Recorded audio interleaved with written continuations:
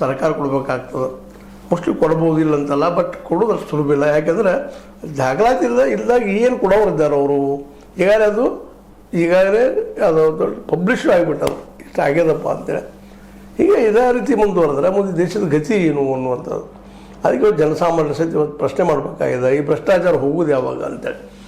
ಮತ್ತು ನಾವು ಕಾಂಗ್ರೆಸ್ಸನ್ನು ಕಿತ್ತು ಹಾಕಿದ್ವಿ, ಇವು ಕೊಟ್ಟಿವಿ ಅಧಿಕಾರ, ಇವರು ಅವರ ಅದಲ್ಲ ಇನ್ನೊಬ್ಬರು ಅನ್ನುವಂಥ ನೋವುಗಳು ಪ್ರತಿಯೊಬ್ಬರದ್ದು ಈಗ ನಿಧಾನಕ್ಕೆ ಆಗಲಿಕ್ಕೆ ರೀ. ನಿಧಾನಕ್ಕೆ ಇವನ್ RSS ಅನೇಕ ಜನ ನನ್ನ ಜೊತೆ ಮಾತಾಡ್ತಾ ಇರ್ತಾರೆ, ನಿರಾಶೆಗೊಂಡಿದ್ದಾರೆ ಅವರು. ನಾವೇನೋ ಬಯಸಿದ್ರಿ ಏನೇನೋ ಆಯಿತು ಅಂತೇಳಿ. ಯಾಕೆಂದರೆ ಇವತ್ತು ಪ್ಯೂರ್ ಆಗಿ BJPನೂ ಉಳಿಲಿಲ್ಲ, ಬೇರೆ ಬೇರೆ ಪಕ್ಷವರಲ್ಲಿ ಬಂದು ಒಳಹೊಕ್ಕ ಏನೇನೋ ಮಾಡಿ BJPನೂ ಅಲ್ಲಿ ಕಲುಷಿತ ಆಗಿಬಿಟ್ಟದಂತಾರೆ.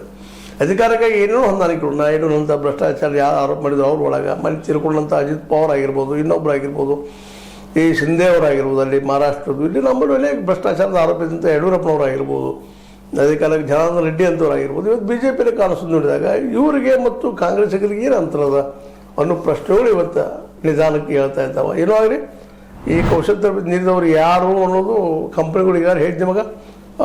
ವಿಶೇಷವಾಗಿ ಈ ಕಂಪ್ನಿಗಳು 114 ಹೆಚ್ಚು ಕಂಪ್ನಿಗಳು ಈ ಒಂದು ಅವ್ಯವಹಾರ ಮಾಡಿದವನು ಅಂತ ಒಂದು ರಿಪೋರ್ಟ್ ಓದಿದ್ದಾವೆ. ಏನೂ ಇರಲಿ, ಇದಾಗಬಾರ್ದು ಮತ್ತು ಸೇರಿ ರಿಪೋರ್ಟ್ ಬರಲಿ ಹೊರಗೆ, ಸತ್ಯ ಜನಕ್ಕೆ ಗೊತ್ತಾಗಲಿ ಅಂತ ಹೇಳ್ತಾ, ಇದು ನಿಮ್ಮ ಲೈಕ್ ಆಗಿರ್ಬೋದು. ಲೈಕ್ ಮಾಡಿ, ಶೇರ್ ಮಾಡಿ, ಕಮೆಂಟ್ ಮಾಡಿ, ಜೊತೆ ಸಬ್ಸ್ಕ್ರೈಬ್ ಮಾಡಿ. ಸೆಕ್ಷನ್ ನ್ಯೂಸ್ ಅರ್ಥಾತ್ ಹೇ ಸಿದ್ದರಾಮಯ್ಯ ಸತ್ಯಕ್ಕಾಗಿರಲಿ ವಂದನೆಗಳು.